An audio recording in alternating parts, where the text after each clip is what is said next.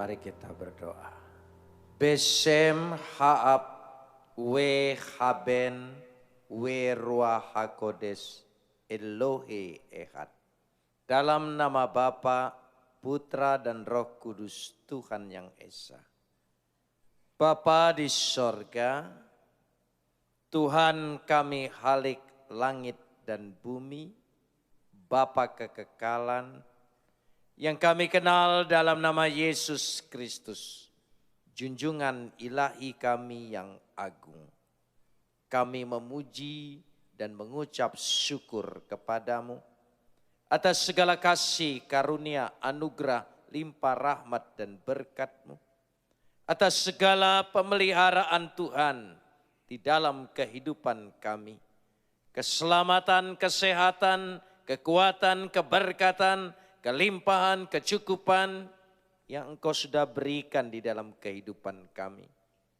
Untuk itu kami mau menaikkan ucapan syukur kami yang tak terhingga kepadamu. Seraya menyerahkan diri kami di hadapan-Mu.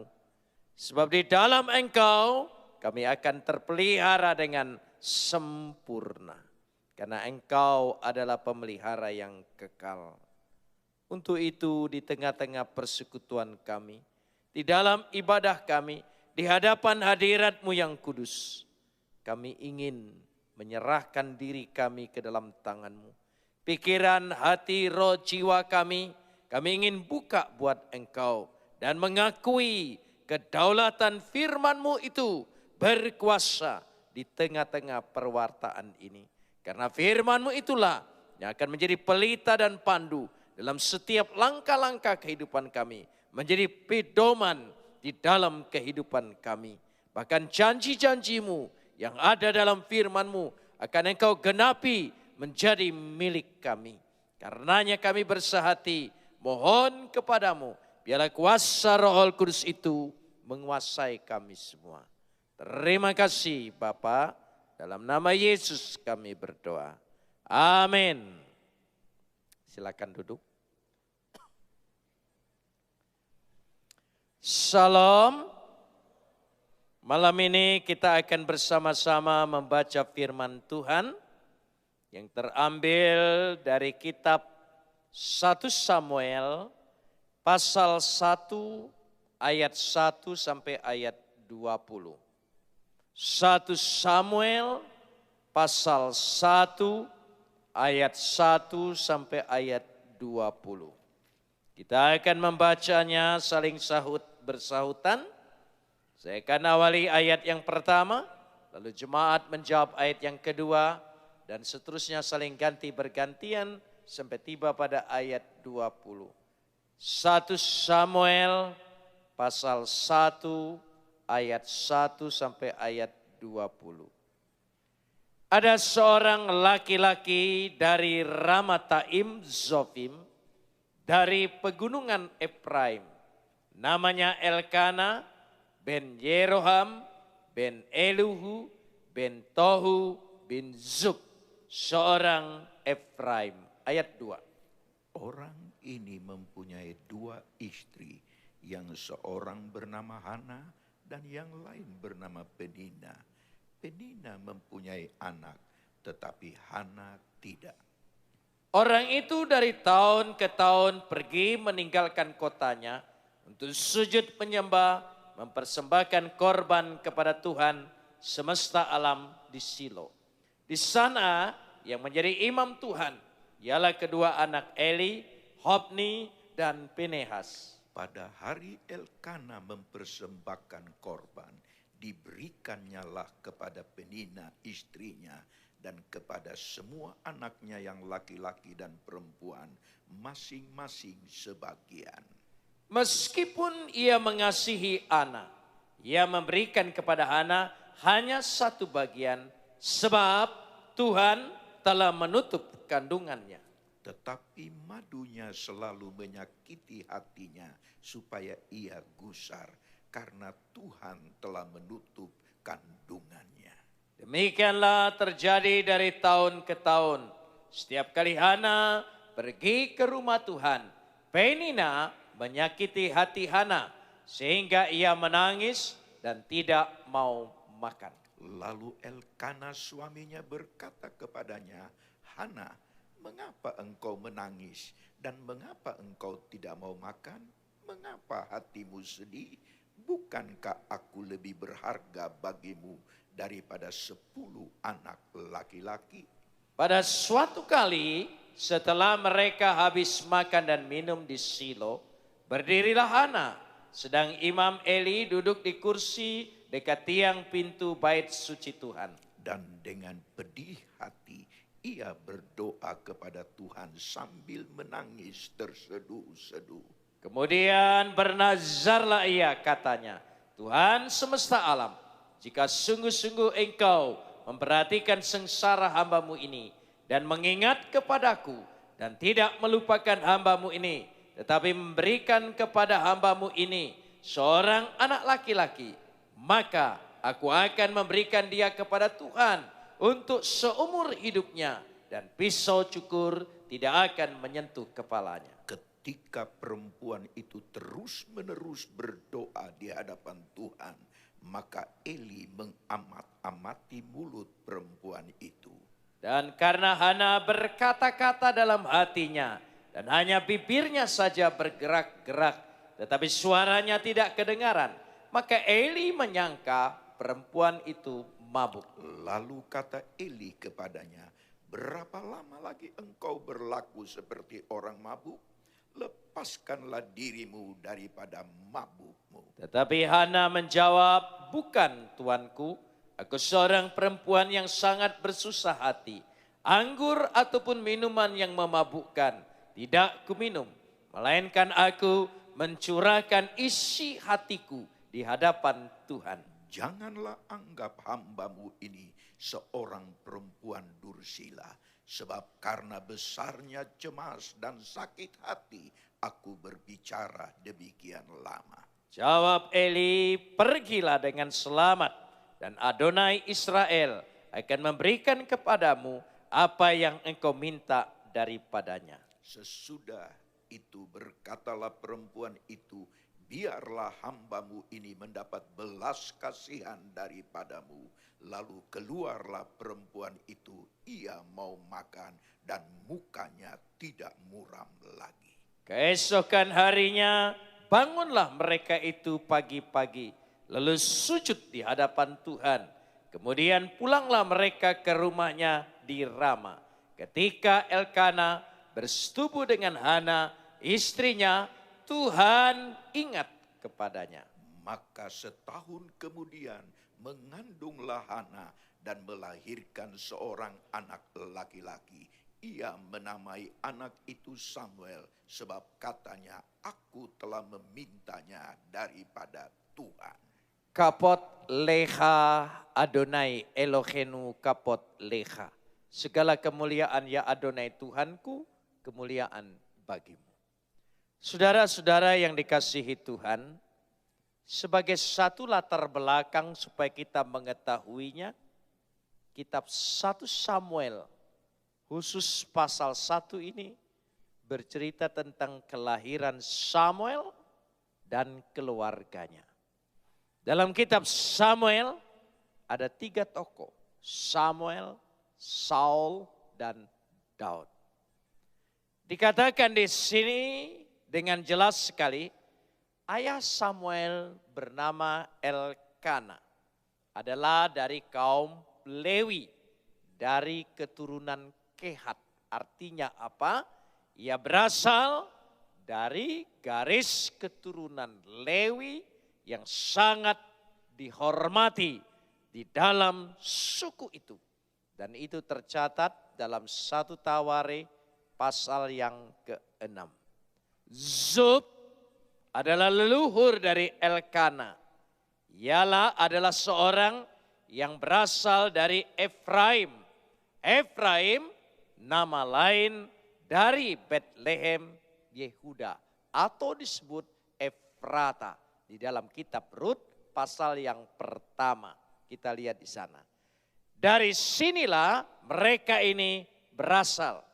Kemudian mereka pindah ke pegunungan Maka pegunungan itu bernama Efraim. Di dalam kitab Hakim-Hakim pasal 17 sudah dijelaskan. Keturunan dari sinilah Elkana itu berasal.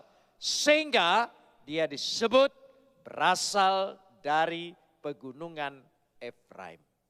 Elkana tinggal di Rama. Dan kota ini disebut Ramataim. Artinya ada dua kota Rama. Ramataim, Rama yang ada di dataran tinggi dan Rama yang lain adalah Rama ada di dataran rendah. Dan Rama inilah yang kemudian bernama Arimatea. Yusuf yang meminta kepada Pilatus menurunkan mayat Yesus untuk menguburkannya berasal dari Arimatea. Saudara, Ramataim disebutkan juga di sini ditambah dengan kata Zofim. Zofim adalah nama lain pada mula-mula yaitu nabi, yaitu pengawas umat. Di sini disebutnya. Dan ketika kota itu dan pertama kali Samuel mendirikan sekolah para nabi. Saudara yang dikasihi Tuhan, mengapa saya perlu jelaskan pada ayat yang pertama ini? Kalau kita melihat seluruh catatan, apa yang terjadi di sini, semua dalam perjanjian lama digenapi di dalam perjanjian baru. Itulah asal mulanya. Mari kita ingin mempelajari bersama-sama kemudian ayat-ayat ini. Kita loncat dulu pada ayat yang ketiga. Dikatakan, orang itu dari tahun ke tahun pergi meninggalkan kotanya untuk sujud, menyembah dan mempersembahkan korban kepada Tuhan semesta alam di Shilo. Antara Rama dan Shilo 19 kilometer. Di Shilo lah sebelum didirikan bait suci, tabut Tuhan ditaruh dan diletakkan.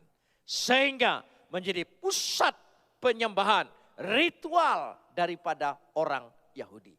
Dari tahun ke tahun sujud menyembah, mempersembahkan korban kepada Tuhan semesta alam. Di sini membuktikan, menunjukkan keluarga Elkana adalah keluarga yang sangat beribadah. Keluarga yang saleh, keluarga yang taat akan Tuhan. Keluarga yang sungguh-sungguh percaya kepada Tuhan. Di sini kita bisa melihat pada ayat itu dengan jelas sekali. Lehis tahawot welis boah ladonai sebaut. Bahwa di situ mereka taat, tidak ada hentinya, sungguh-sungguh menjadi keluarga yang percaya kepada Tuhan. Sekali lagi saya ingin tekankan, keluarga yang percaya kepada Tuhan tidak terhindar dari masalah yang dihadapi oleh dia. Jadi saudara jangan berpikir kalau saudara percaya kepada Tuhan, hidup saudara semua jalan lurus, tidak ada masalah, tidak ada pergumulan, tidak ada persoalan, tidak ada pencobaan. Semuanya dihadapi. Percaya atau tidak percaya, itu merupakan realita hidup. Apalagi hidup di tengah-tengah keluarga. Punya istri, punya anak, punya mertua, punya semua. Pasti saudara akan banyak sekali pergumulan menghadapi masalah. Tetapi kita lihat apakah pencobaan, apakah ujian, apakah pergumulan, apakah penderitaan yang kita alami merupakan sebuah ujian dari Tuhan atau pencobaan. Seringkali orang berkata kalau ujian datangnya dari Tuhan, kalau pencobaan datangnya dari setan. Dari mana kita tahu bahwa itu ujian? Dari mana kita tahu itu pencobaan dari setan? Bentuknya yang kita alami sama. Penderitaan, kesusahan, pergumulan. Malam hari ini kita ingin mempelajari bersama-sama. Supaya kita tahu kalau itu datang dari Tuhan. Yang kita alami bagaimana caranya di sini. Dikatakan di sini pada ayat yang kedua. Keluarga ini keluarga yang bermasalah. Masalahnya apa? Orang ini mempunyai 2 istri. Sekali lagi punya 2 istri. 1 istri saja sudah bermasalah. Apalagi 2. Nah saudara, saya perlu tegaskan. Dalam perjanjian baru, banyak sekali dikisahkan tentang poligami. Dalam hukum Taurat, kalau istri yang pertama tidak melahirkan anak, diperbolehkan suaminya mengambil istri lagi untuk meneruskan garis keturunannya. Itu dalam perjanjian lama. Lalu dikisahkan semuanya di sini tentang poligami yang terjadi dalam perjanjian lama. Saudara, jangan saudara menyangka bahwa Alkitab memperbolehkan poligami. Saudara harus cerdas, Alkitab sangat cerdas menceritakan setiap kisah tentang poligami. Alkitab bercerita keluarga itu keluarga yang bermasalah. Bukan berarti boleh, bukan. Tapi lihatlah semua dari sejak Abraham, dari sejak Yakub, dari sejak Daud dan terus kepada Salomo, termasuk Elkana, semua bermasalah. Alkitab tidak pernah bercerita bahwa ada keluarga yang poligami, keluarga yang bahagia. Tidak pernah ada. Semua masalah. Bahkan masalah Abraham sampai hari ini masih ada antara Israel dan Hamas. Gak habis-habisnya. Saya percaya Abraham ketika di sorga mendengar perkataan ini, dia langsung buang muka saking malunya. Dan ini penting sekali. Jadi kadang-kadang saya ketemu dengan jemaat, Pak, di dalam perjanjian lama kan banyak boleh ada poligami. Dia pikir ayat itu bakal dipakai oleh dia untuk membenarkan dirinya bahwa dia boleh cari istri lagi. Bukan. Alkitab bercerita secara cerdas mengisahkan dalam semua kisah poligami itu bermasalah dan buntutnya panjang. Jadi bukan boleh. Ini penting sekali saudara. Ini ingin ditegaskan di sini. Dia punya masalah. Karena memang alasannya istrinya yang pertama Hana tidak punya anak. Masih ada alasan.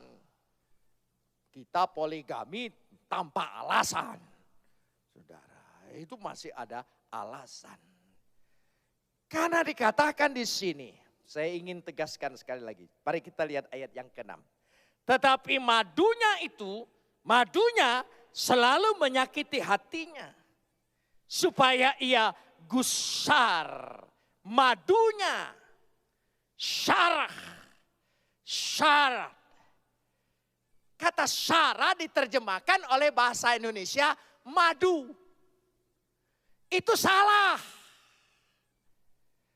Salah. Bahasa Ibrani kata syara lebih cocok King James menerjemahkan. Rival, wife, istri, saingan.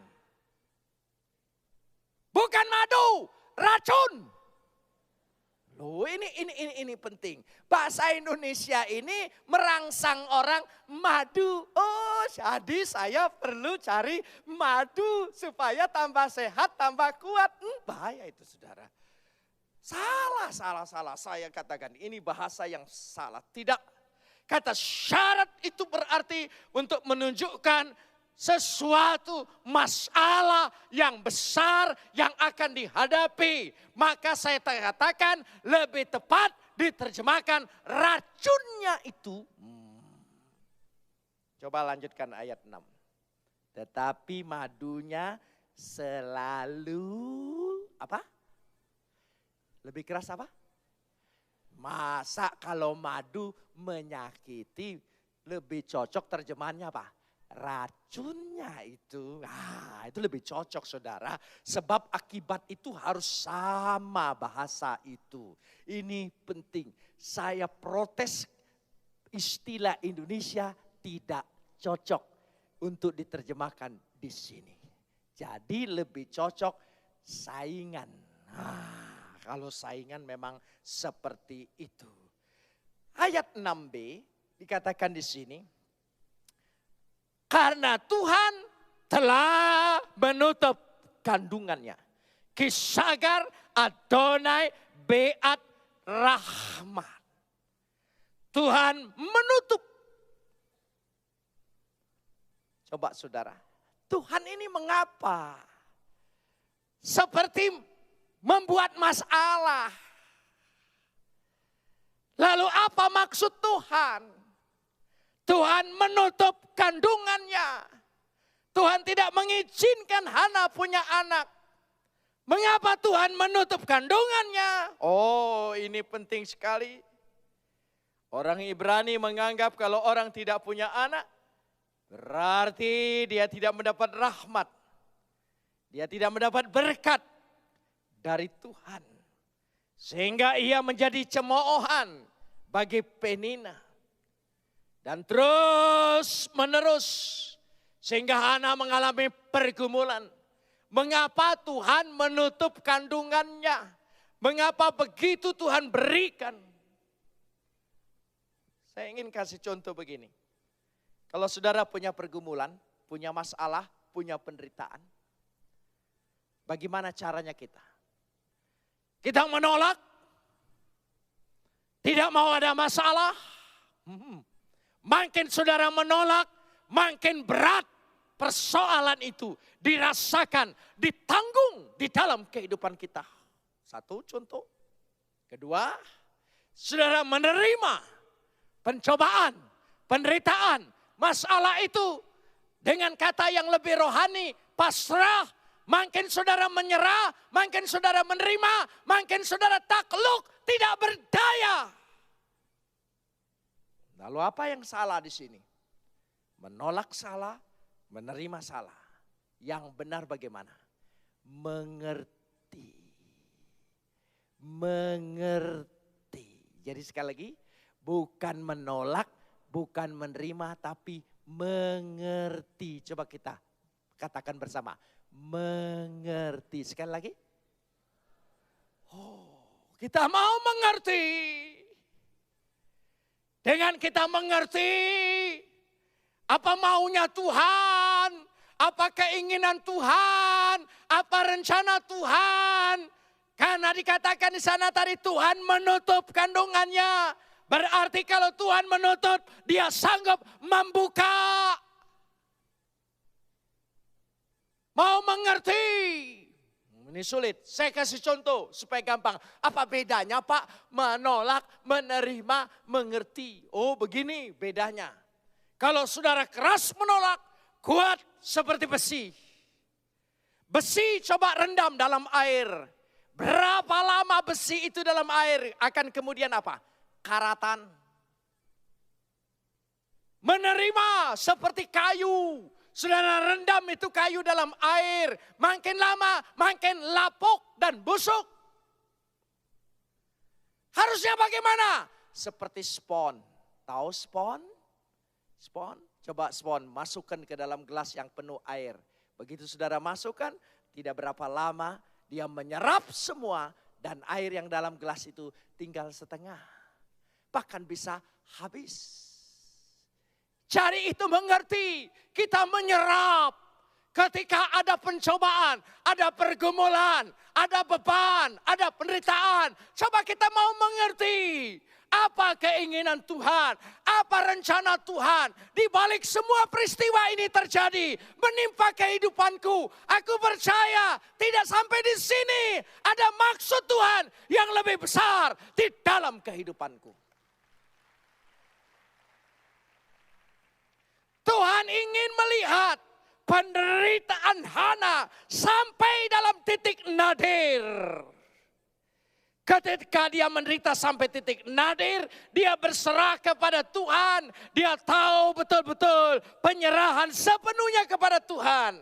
Supaya apa? Supaya dia melahirkan anak yang menjadi nabi. Ada anak Penina yang jadi nabi, jadi imam pun gak ada tercatat di sini. Mungkin jadi preman. Saudara, oh ya. Untuk mempersiapkan sesuatu yang besar, Tuhan menguji sampai titik rendah. Supaya Hana betul-betul dibentuk, berserah kepada Tuhan dengan keinginan Tuhan. Semua berserah kepada Tuhan. Sampai titik yang rendah, dia diajar, dididik, dilatih. Karena pengertian kalau kita mengerti akan melahirkan apa? Pengetahuan. Pengertian melahirkan apa? Pengetahuan. Pengetahuan selalu menjadi modal untuk masa depan. Amin. Jadi jangan takut saudara dengan penderitaan. Jangan takut dengan pergumulan. Jangan takut masalah dalam hidupmu. Tidak usah takut. Tidak usah menolak. Tidak usah terlalu menerima. Tapi mau mengerti. Oh, saya ingin lanjutkan di sini. Ayat yang ke-10. Mari kita lihat ayat yang ke-10. Dikatakan di situ, dengan pedih hati, ia berdoa kepada Tuhan sambil menangis terseduh-seduh. Saya ingin lebih jelaskan. Wehi marat neves wati falel al Adonai ufaho tikhfeh. Kata wehi marat nafas. Jiwa yang pedih, jiwa yang terluka. Siapa yang tidak terluka loh? Disakiti, dihina, diejek. Kalau oleh tetangga cukup masuk rumah tidak ketemu lagi. Kalau oleh orang lain silahkan saja. Tapi oleh saingan yang merebut suaminya, itu bisa sampai dibawa mati, percayalah. Tapi jiwa yang dikuasai terluka begitu mendalam. Bahaya sekali. Dan kalau kita terluka dengan jiwa yang seperti itu, seumur hidup kita akan menjadi akar pahit. Kita akan terus menerus menolak. Makin saudara menolak, makin saudara menjadi sesuatu kesakitan yang luar biasa. Itu yang terjadi. Saya ingin kasih contoh lagi dulu. Siapa sih yang suka dimarahin? Tidak ada yang mau dimarahin. Tapi kalau saudara dimarahin, lihat dulu. Yang marah itu punya otoritas tidak dalam hidupmu. Yang marahmu, orang tuamu. Satu. Kedua, atasanmu. Ketiga, yang lebih tinggi. Kalau saudara dimarahi oleh grandmaster, profesor, guru besar, kalau saudara menolak, saudara tidak berhasil apa-apa. Ada anak dimarahin orang tuanya, langsung tidak suka, banting pintu. Anak itu pasti goblok. Atau dia pura-pura menerima. Oh ya, diam-diam saja. Melengos, hatinya kurang ajar. Anak ini akan jadi munafik. Tapi kalau dia dimarahin, dia mau mengerti mengapa aku dimarahi. Percayalah, anak yang seperti itu. Kalau dia dimarahin oleh profesor, kemudian hari dia pasti jadi profesor. Jangan tidak mendidik anak susah. Harus diajar dia susah lebih dulu. Anak yang tidak pernah diajar susah masa kecilnya, kemudian hari percayalah dia pasti akan menyusahkan orang lain. Bahkan orang tuanya sendiri seumur hidupnya dia akan menyusahkan banyak orang. Tapi anak yang diajar susah dari kecil, percayalah di kemudian hari dia paling menyukakan, menyenangkan hati orang tuanya. Amin. Begitu juga kalau yang marahin ini Tuhan, yang mendidik ini Tuhan, yang mengajar Tuhan. Sehingga ketika itulah di sini, karena betul-betul tidak berdaya, mohon pada suami tidak mungkin, mohon dengan orang lain tidak mungkin, mohon dengan imam mengizinkan karena alasannya tepat menurut hukum Taurat. Dia hanya datang kepada Tuhan. Ada ayat yang ke-11. Kemudian bernazarlah ia. Watidor nedet. Ketika dia bernazar, nedet, nadar. Orang yang bernazar adalah orang yang tidak menyesali masa lalu. Nazar itu bukan Nasarudin, bukan saudara. Nazar itu adalah orang yang bertindak untuk masa depan. Jadi dia tidak menyesali lagi segala apa yang terjadi, tetapi dia jauh melangkah ke depan. Kalau saudara punya pergumulan, punya masalah, punya penderitaan dalam hidupmu,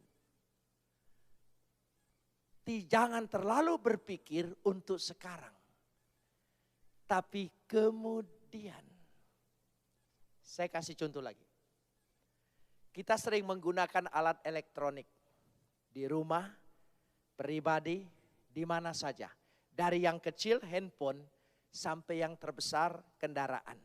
Saya ingin tanya, alat-alat elektronik itu saudara suka yang kuat atau yang mudah rusak? Loh, saya tanya, suka yang mudah rusak atau suka yang kuat? Saudara tahu harganya yang kuat pasti lebih mahal daripada yang mudah rusak.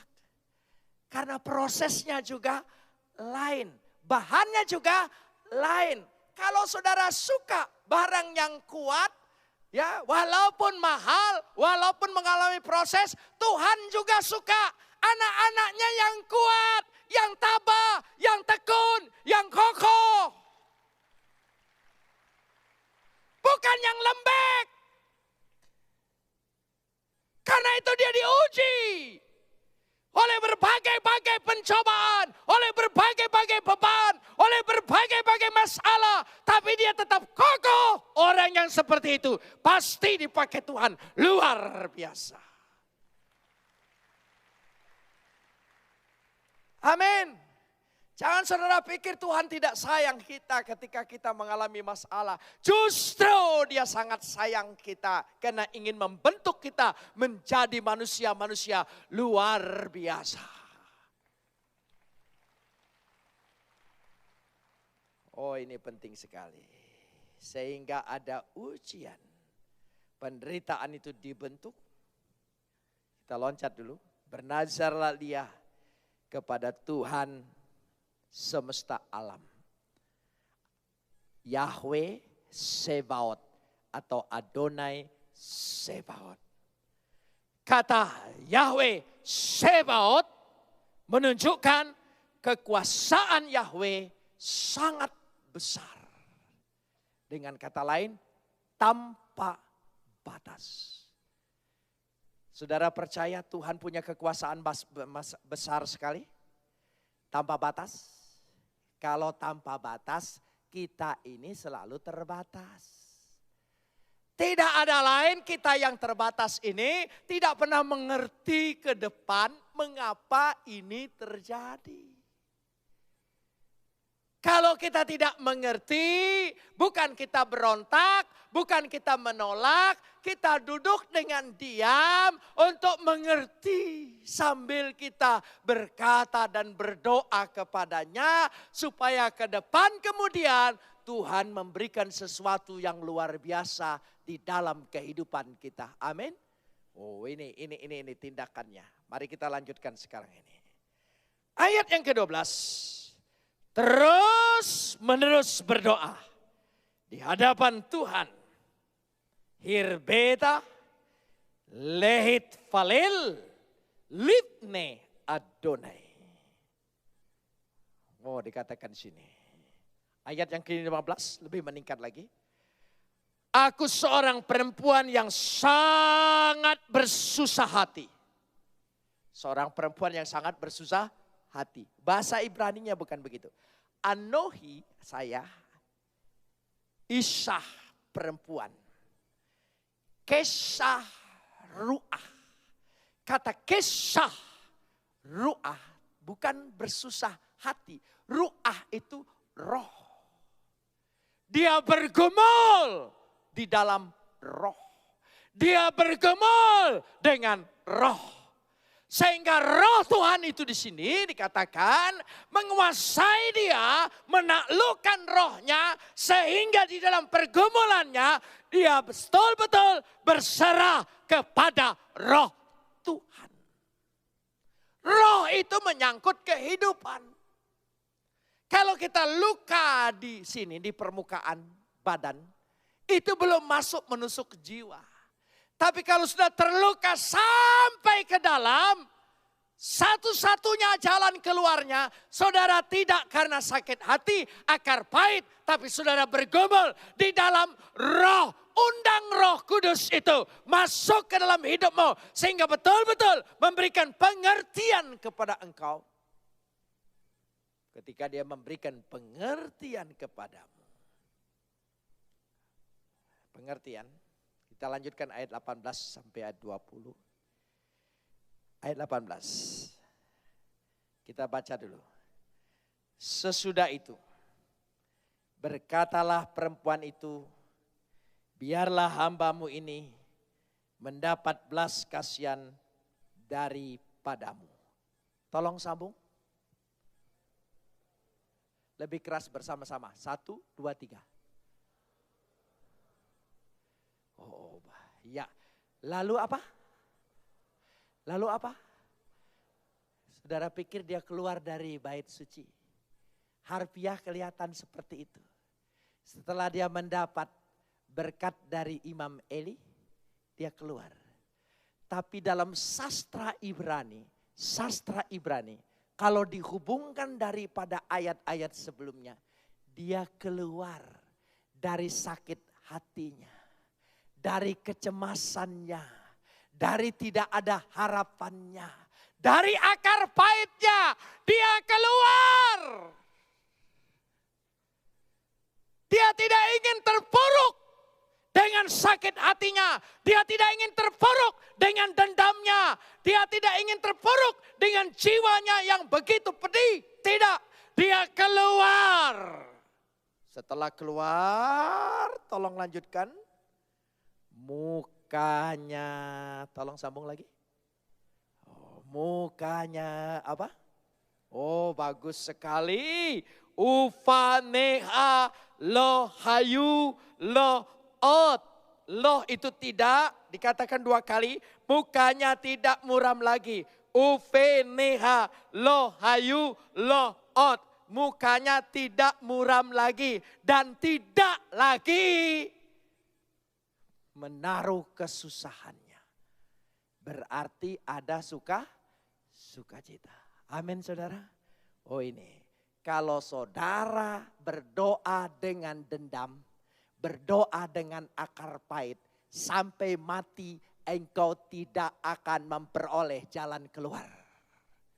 Tapi kalau saudara mau berdoa dengan membebaskan diri dari semua akar pahit itu. Saya percaya saudara akan keluar dari masalahmu dan memperoleh ganjaran balasan dari Tuhan berlipat-lipat kali ganda. Ayat 19 lanjutkan.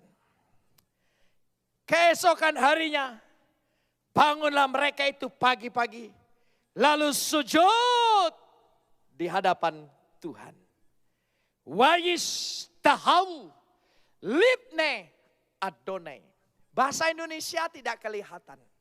Tapi bahasa aslinya dalam nada, karena bahasa Ibrani itu ada nada. Dari situ bisa kelihatan. Ibadahnya sekarang lain sekali dengan ibadahnya ketika dia masih dikuasai oleh rasa dendam dan sakit hati. Saudara datang setiap hari Kamis malam di sini membawa pergumulanmu, membawa masalahmu, membawa penderitaanmu. Tapi dalam hatimu masih saja dikuasai oleh akar pahit dan dendam. Jangan harap saudara akan didengar oleh Tuhan. Saudara akan termakan terus dengan dendam itu. Mari bertobat dulu, bebaskan diri kita dari akar pahit. Memang ada orang yang menyakiti hati kita. Memang ada sumber, ada sebab orang membuat kita susah, membuat kita menderita. Lepaskan itu semua. Jangan ingat itu. Dan sekarang ingat, Tuhan, beri aku jalan keluar. Beri aku kelepasan. Beri aku kemenangan. Aku tidak lagi berdoa dalam dendam. Aku berdoa berserah. Karena percaya kepada Tuhan. Pasti memberikan aku jalan keluar. Amin. Saya percaya. Saya percaya. Kalau malam hari ini engkau mengubah sikapmu terlebih dahulu. Pasti besok pagi-pagi.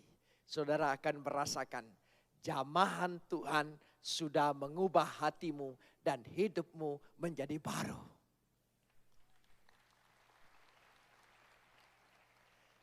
Keesokan harinya bangunlah mereka pagi-pagi, lalu sujud menyembah di hadapan Tuhan. Kemudian pulanglah mereka ke rumahnya di Rama. Ketika Elkana bersetubuh dengan Hana, tolong sambung. Tolong sambung. Tuhan apa? Tuhan apa? Oh. Langsung Tuhan ingat. Kalau Tuhan ingat itu bukan sekedar ingat, memori. Bertindak. Membuka. Memberikan jalan. Karena Hana sudah berubah. Hana bukan Hana yang dulu. Yang dikuasai oleh sakit hati. Oleh dendam. Oleh kemarahan. Oleh mengutuk. Kita pernah gagal. Siapa sih yang tidak pernah gagal? Tapi kalau saudara menolak gagal, kegagalan itu saudara tolak. Saudara tidak terima, mengapa aku gagal? Orang yang seperti itu kalau menolak, dia akan marah dengan dirinya. Marah dengan Tuhan. Marah dengan lingkungannya. Orang yang seperti itu pasti di mana saja dia berada tukang kritik. Enggak di gereja, enggak di rumah, enggak di masyarakat, di mana saja. Kritik aja. Lihat orang berhasil, lihat orang kaya, pikirannya negatif. Jangan-jangan dia muja ke Gunung Kawi. Ini.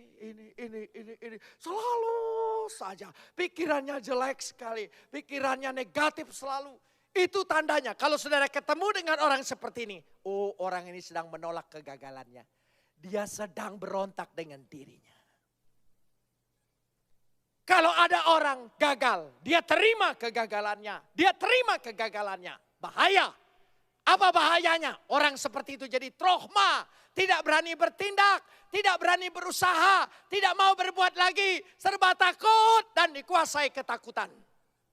Jadi harusnya bagaimana? Menolak salah, menerima salah. Mengerti mengapa aku gagal. Dari mengerti engkau belajar. Jadi satu pengalaman supaya kemudian hari engkau tidak gagal lagi.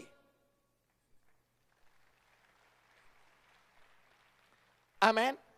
Oh, di sini Hana mengerti. Tuhan ingat. Ketika dia bersetubuh dengan suaminya, Tuhan sudah ingat. Begitu Tuhan ingat, pantas dia mengandung nabi. Berdoa dulu dia, baru berhubungan suami istri.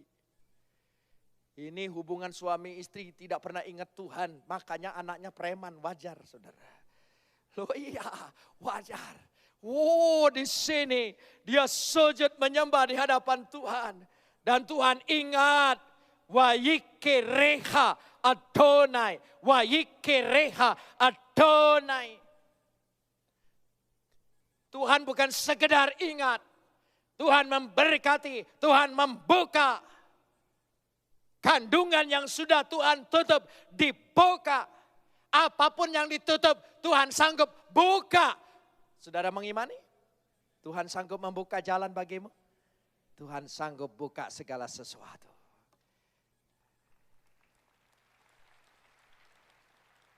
Ayat 20.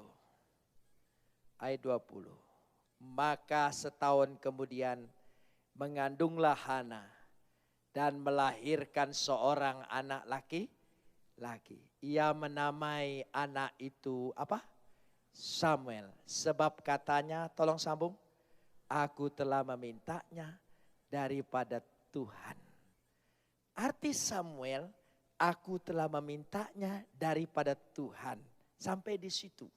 Padahal watikrah et semo Samuel kiim Adonai si iltiv. Artinya dikatakan di sini, aku memintanya kepada Tuhan dan Tuhan dengar dan Tuhan beri. Sekali lagi, aku memintanya kepada Tuhan, Tuhan dengar, Tuhan apa? Beri. Aku telah memintanya, Tuhan dengar, Tuhan beri. Sekarang saudara sudah bebaskan hatimu dari semua akar pahit? Jangan lagi mengungkit-ungkit mengapa itu terjadi.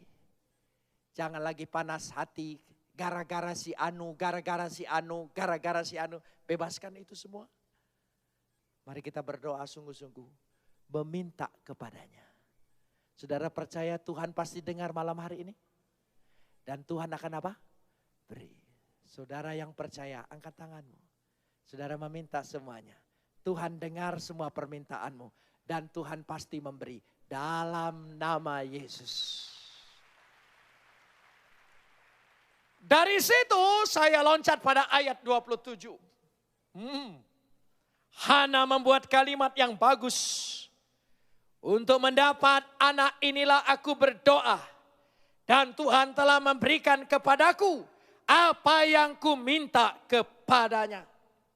Tuhan telah memberikan kepadaku apa yang ku minta daripadanya. Mari ucapkan bersama-sama. Tuhan telah memberikan kepadaku apa yang ku minta daripadanya. Saudara mengimani ayat ini? Wayiten Adonai liet seelati aser saalti meimu. Aku telah meminta kepadanya. Dan Tuhan telah memberikan kepadaku. Kalimat ayat 27 ini, kalimat keluar dari Hana. Sampai hari ini, sinagog-sinagog Yahudi selalu membuka kalimat ini dalam sinagognya. Dalam huruf Ibrani ditulis sampai hari ini. Di bait suci Salomo pun ditulis kalimat ini. Bahwa Tuhan, aku meminta kepadanya. Dan Tuhan telah memberikan kepadaku. Keluar dari mulut Hana. Dijadikan catatan sampai abad ke abad. Dari mulut orang yang paling menderita. Paling terhina. Paling terinjak. Paling disakiti. Tetapi justru keluar kata-kata sabda yang sangat luar biasa. Yang sangat disetujui oleh Tuhan. Dan dilakukan oleh Tuhan. Biarlah ayat 27 ini menjadi bagian kita malam hari ini. Bersama-sama kita imani bahwa aku meminta kepadanya malam hari ini. Dan dia memberikan kepadaku. Saudara mau mengimani ayat 27 ini? Saya percaya itu menjadi bagian kita bersama. Tadi syaratnya satu. Jangan lagi menyimpan akar pahit. Meskipun kita tahu, kita terpuruk, kita menderita, kita rugi, kita susah. Karena ada seseorang yang merugikan dan membuat segala sesuatu. Tapi stop itu semua. Buat apa saudara ingat itu semua? Toh jalan keluar tidak ada. Lebih baik lupakan. Jalan keluar pasti ada. Sekali lagi saya ingin bacakan. Wayiten Adonai liet seelati asher saalti meimo. Tuhan telah memberikan kepadaku apa yang aku minta. Coba katakan bersama. Tuhan telah memberikan kepadaku apa yang aku minta. Saudara mengimani malam hari ini terjadi? Saya percaya ibadah kita ini akan menghasilkan ayat 27 ini. Mari kita berdoa. Dalam sikap doa. Kita naikkan pujian nyata di hidupku. Dalam setiap persoalanku. Ada nama Yesus berkuasa. Dalam setiap perkara yang rumit, ku berharap selalu padamu, oh Yesusku.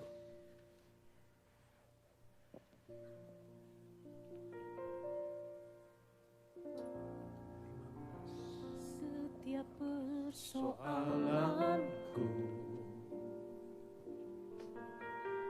ada nama Yesus berkuasa. Dalam setiap perkara yang rumit, ku berharap selalu padamu, oh Yesus. Kita bangkit berdiri dalam setiap persoalan. Dalam setiap persoalanku ada nama Yesus berkuasa. Dalam setiap perkara. Dalam setiap perkara yang rumit, ku berharap selalu padamu, oh Yesus. Engkaulah penolong yang sejati, tiada yang mustahil bagimu. Dan aku percaya saat ku di sini, mujizatmu nyata di hidupku. Katakan engkaulah penolong. Engkaulah penolong yang sejati. Dengan iman katakan. Tiada yang mustahil bagimu. Dan aku percaya saat ku di sini, mujizatmu nyata di hidupku.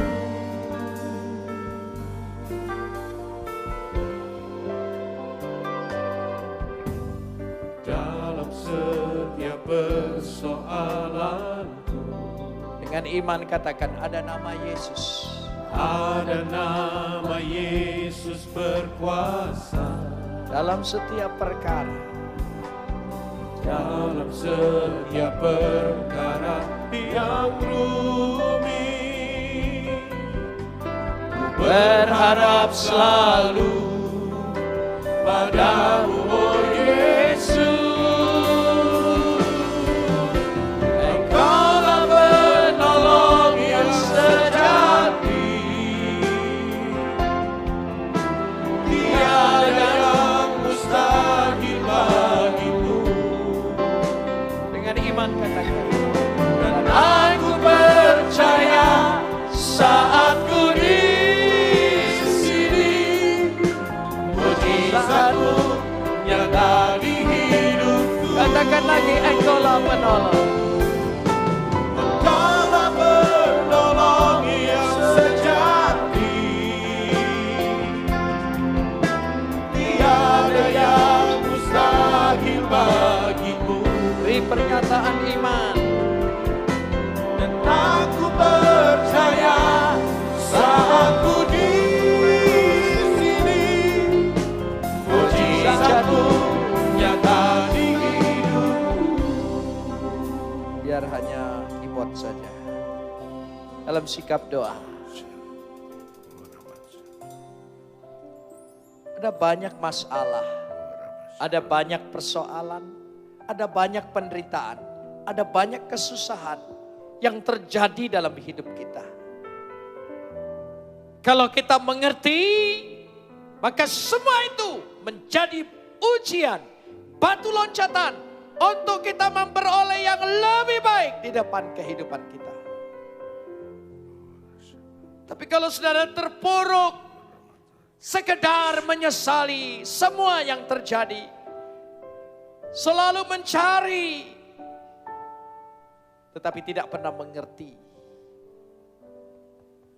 kita tidak akan beroleh jalan keluar. Malam hari ini kisah ini memberikan kecerdasan kepada kita. Kecerdasan iman.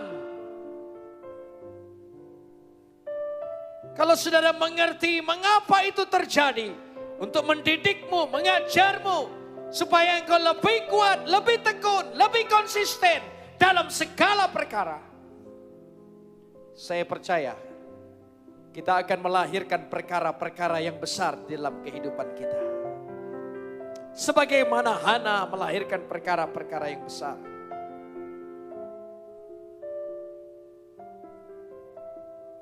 Masing-masing pribadi mohon ampun. Percuma kita berdoa membawa akar pahit. Percuma kita berdoa karena dendam. Percuma kita menderita. Tidak ada jalan keluar. Keluar seperti Hana. Dari semua kecemasannya, sakit hatinya. Yang merusak jiwanya. Lebih baik dia berserah, bergumul di dalam roh. Mari angkat tangan. Katakan jemaat saja. Engkaulah penolong. Dengan iman katakan.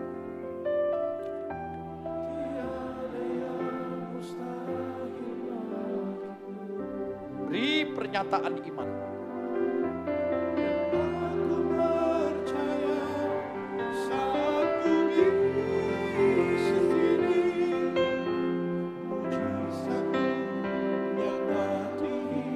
Sekali lagi jemaat katakan, engkaulah penolong yang sejati. Engkaulah. Dengan iman katakan.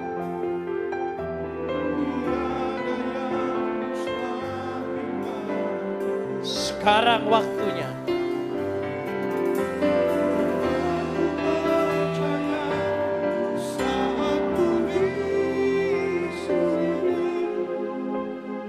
Mujizatmu nyata di hidupku. Mujizatmu.